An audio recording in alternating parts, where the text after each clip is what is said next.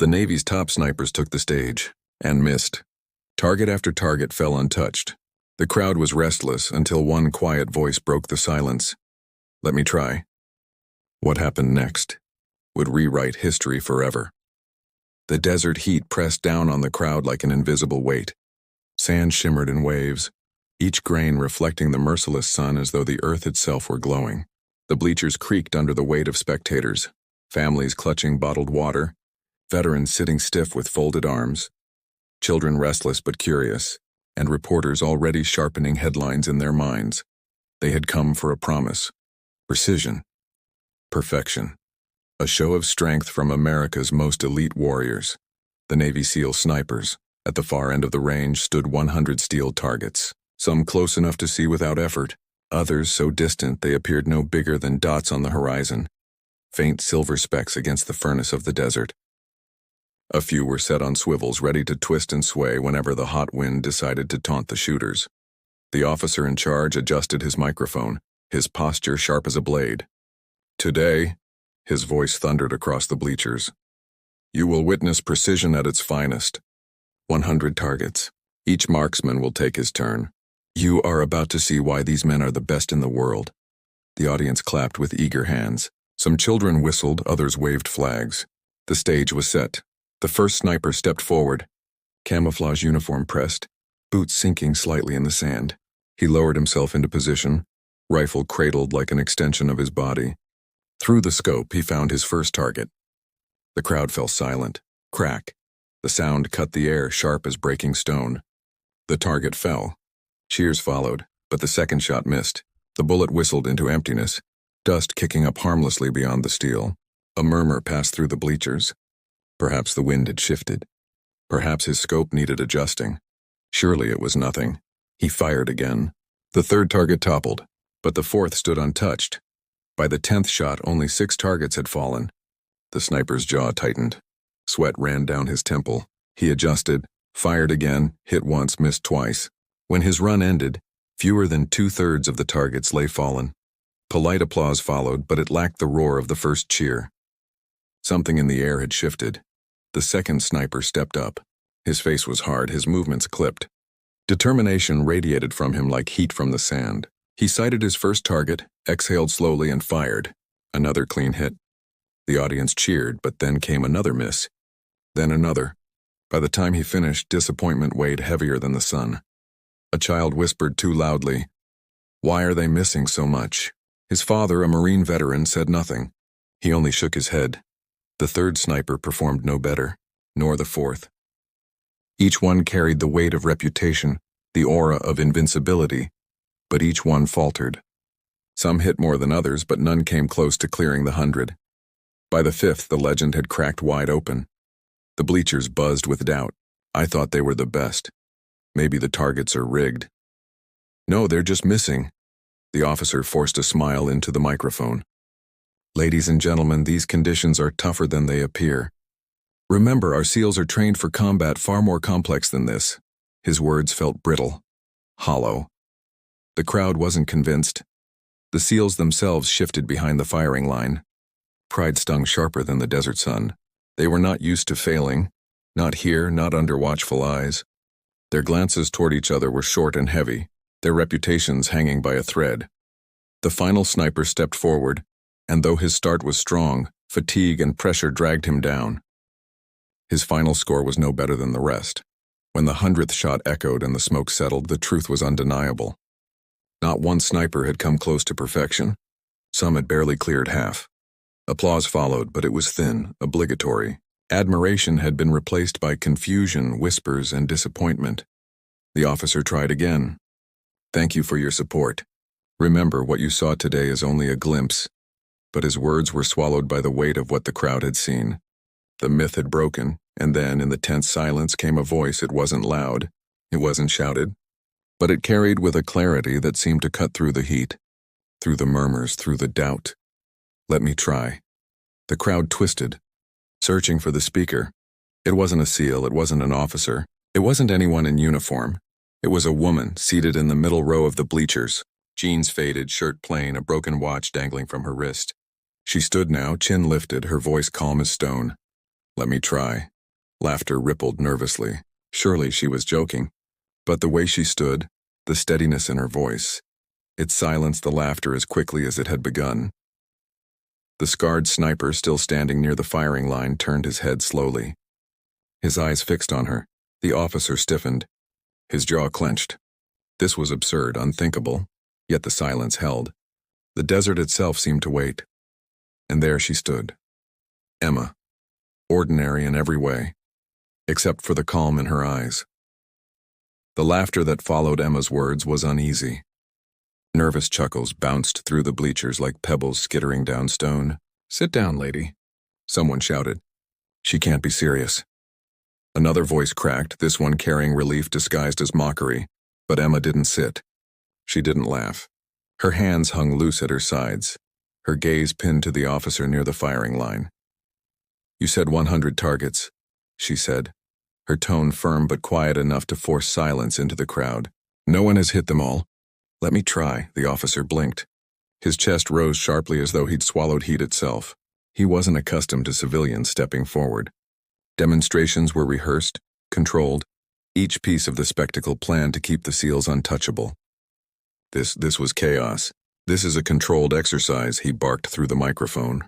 His voice was steady, but his grip on the stand trembled faintly. "The equipment is restricted to trained military personnel. Please return to your seat." Emma stepped closer to the railing. Dust clung to her shoes and the broken watch on her wrist caught the sun like a shard of glass. "Oh, what's the harm?" she asked. "You've missed more than half. I might too. Maybe worse, but you won't know unless you let me try." A murmur rose from the crowd. It rolled at first like a restless tide, then sharpened into voices. "She's got a point. Let her shoot." "Yeah, what's the risk?" And then a chant began. "Let her try. Let her try. Let her try." The officer's jaw flexed as the chant spread like wildfire through the bleachers. Even children stamped their feet to its rhythm. The scarred sniper shifted closer to his commanding officer. His voice, though low, carried across the microphones. "Sir, what's the risk? The targets are already there. The rifles are loaded. One run changes nothing." "This isn't protocol," the officer snapped. "Neither is missing half the targets," the sniper replied bluntly. His eyes moved back to Emma. There was no arrogance in her stance, no mockery in her voice. She simply stood, calm and waiting. The officer hesitated. To shut her down now would make the humiliation worse. To allow her might silence the critics if she failed. Finally, with visible strain, he spoke into the mic. "Ma'am, if you're serious, step forward." The bleachers hushed instantly. Laughter died. Emma descended the steps, her pace even, unhurried, deliberate. With every step, the dusty road outside the base flashed in her memory. The same road she had walked countless times with nothing but failure pressing into her shoulders. Now each step felt like rewriting it. Her empty wallet lay in her bag behind her seat. It rattled with nothing but a folded receipt, a reminder of debts unpaid, choices delayed. Yet here she was, carrying more than currency ever could. The scarred sniper bent and lifted his rifle. He studied her one last time before extending it. Emma's hands closed around the weapon with ease. Too much ease. His scar twitched as realization stirred behind his eyes. The rifle was warm in her hands, the metal drinking in the sun's fire. Emma lowered herself smoothly, her elbows sinking into grit. Sand clung to her skin, but she ignored it. She had lain in worse places before, colder nights, harsher winds, lonelier grounds. The crowd watched in absolute silence. 1,000 eyes pressed down on her. Some expected disaster. Others prayed for spectacle. Only a handful sensed something different. The scarred sniper folded his arms, but his eyes sharpened. He knew this wasn't hesitation. He'd seen recruits tremble, seen even veterans falter under pressure. Emma was steady, too steady. Her cheek settled against the stock. The rifle seemed less borrowed, more remembered. The scope circle framed her world, shrinking existence to target, wind, breath. Her lips moved faintly. Words only she heard. "Let's begin." The officer's pulse hammered. He wanted to stop her. Every instinct screamed she was a mistake. Yet every moment he delayed, the weight of the crowd pressed harder. Emma inhaled, chest rising, then exhaled half the air until her body froze in balance. Her finger brushed the trigger, not a squeeze, not yet, but a promise. Time itself seemed to halt. Even her broken watch, its hands still stuck at 12, seemed almost right. Then, the rifle cracked. The shot tore across the desert fast as thought. Clang. The first target spun backward, steel shrieking as it hit the ground. Gasps burst through the bleachers. Some clapped before they could stop themselves. The scarred sniper muttered under his breath, "That wasn't luck." Emma didn't flinch. She adjusted slightly, exhaled, fired again. Crack. The second target fell. Now the cheers grew louder. Reporters leaned forward, cameras clicking wildly. Veterans frowned, whispering, "She knows what she's doing." Third shot, fourth, fifth. Every bullet sang the same metallic chorus. The officer's knuckles whitened around the microphone. "Impossible," he whispered. By the seventh shot, the bleachers were roaring. By the 10th, strangers were hugging. Children bouncing, journalists abandoning their notes. Emma didn't hear them.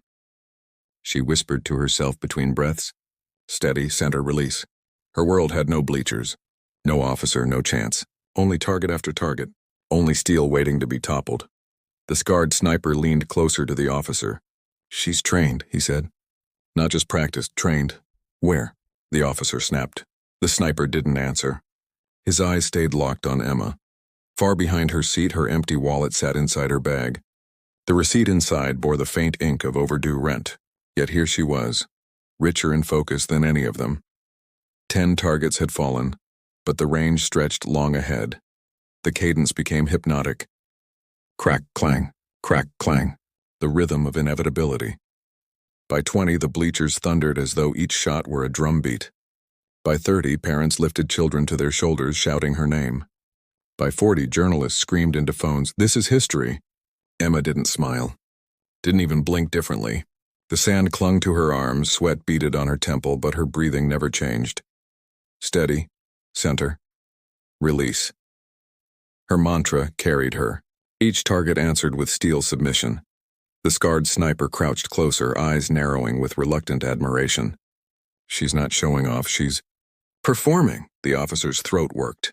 His spectacle had twisted into something unplanned, uncontrolled, into hers. By 50, the last clang of steel echoed longer than any before.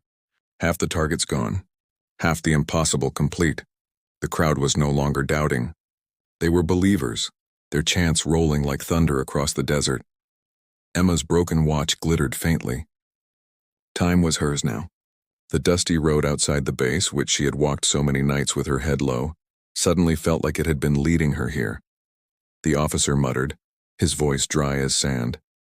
"What if she doesn't miss?" The scarred sniper didn't blink. "Then we'll never forget today." The sun baked the sand into glass. Heat shimmered in the air like ghosts rising from the earth, but Emma didn't notice. The world had narrowed to one circle of glass in her scope, and the steel waiting beyond it. 50 targets had already fallen. The crowd no longer doubted. They leaned forward, fists clenched, throats raw from chanting her name. The bleachers thundered as though each shot pulled them into her rhythm. Crack. The 51st target dropped. Applause shook the stands. Emma's body didn't change. She reset her grip, breathed, and moved to the next. The scarred sniper crouched low again, speaking quietly to the officer. "Watch her hands. After every shot, she resets. That's not casual. That's drilled." The officer's scowl deepened. Where would she learn this? The sniper didn't answer. His eyes had narrowed, watching her shoulders, her breathing. This wasn't improvisation. This was mastery. Crack. The 52nd target collapsed. By 60, the chants of Emma rolled like thunder. Families clapped in rhythm with the rifle. Veterans whispered prayers and saluted each clang of steel. Reporters scribbled furiously, their headlines already alive with ink. Civilian outshoots Navy SEALs, perfection in the desert. Emma didn't hear them. She was in another place, inside her mantra. Steady, center, release. The sweat on her temple glistened, but her breath stayed even. She paused only to adjust the scope when the desert wind shifted, her fingers knowing exactly how far to twist. By 70, the air itself seemed to tremble with belief. The bleachers weren't a crowd anymore. They were a storm, rolling and unstoppable. Her broken watch glittered on her wrist, the hands still stuck at 12. Time didn't move for her. Only the rhythm. Only the crack and the clang. At 75, the noise was deafening. Strangers embraced, some in tears. Children shrieked her name. Reporters shouted into phones, "She hasn't missed once." The officer muttered bitterly, "This story will spread like fire."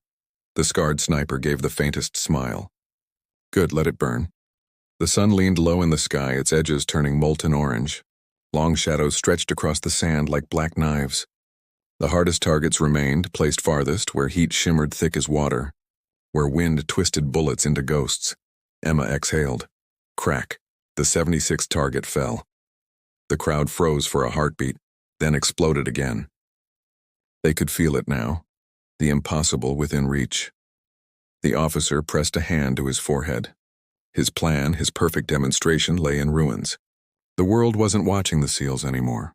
The world was watching her. Crack 80, crack 85. Each shot was a drumbeat. Each clang of steel sent electricity ripping through the stands.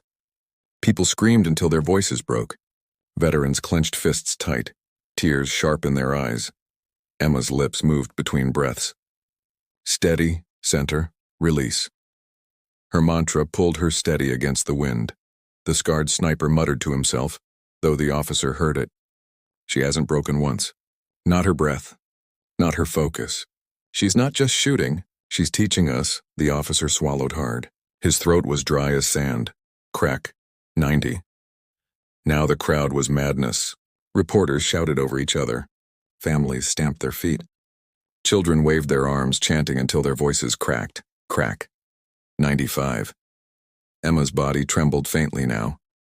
The desert had taken its toll. The hours stretched like chains across her muscles. Sweat soaked her shirt, dust stuck to her skin, yet her eyes stayed sharp. Her broken watch glittered at her wrist. She was time itself, relentless, inevitable. Crack. 96, crack. 97, crack. 98. The bleachers shook with a roar so loud it seemed to split the desert air. People hugged strangers. Some fell to their knees, laughing, crying. Emma whispered once more. Steady, center, release.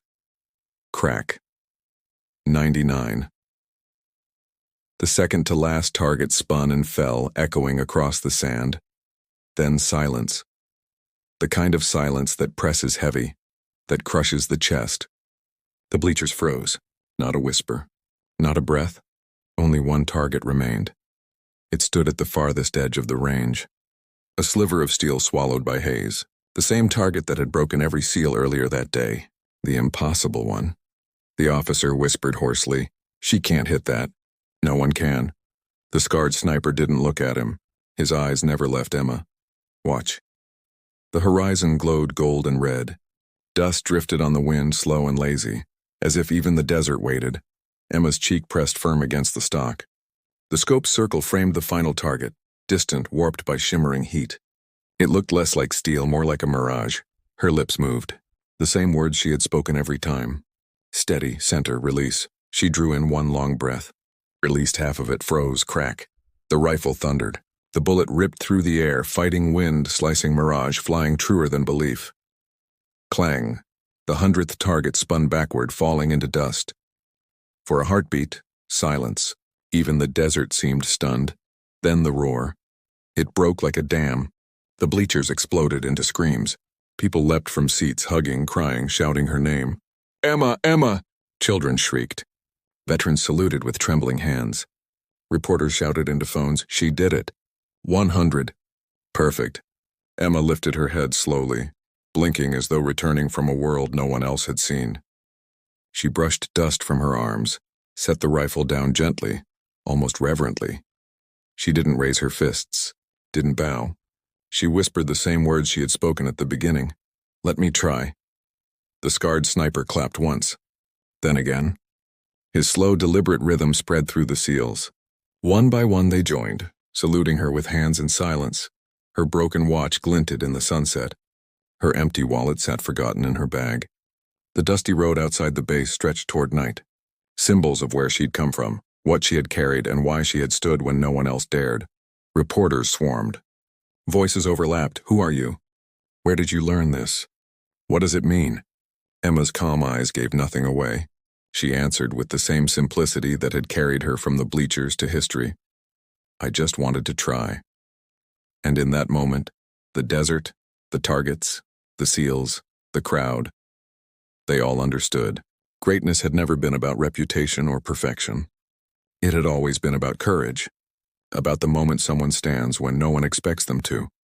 The chant rolled again, louder than the desert itself. 100! 100! 100! Emma looked once more toward the horizon. Dust swirled. Steel lay fallen. The sun sank and she smiled, not for glory, not for pride, but because she had been given the chance and she had taken it.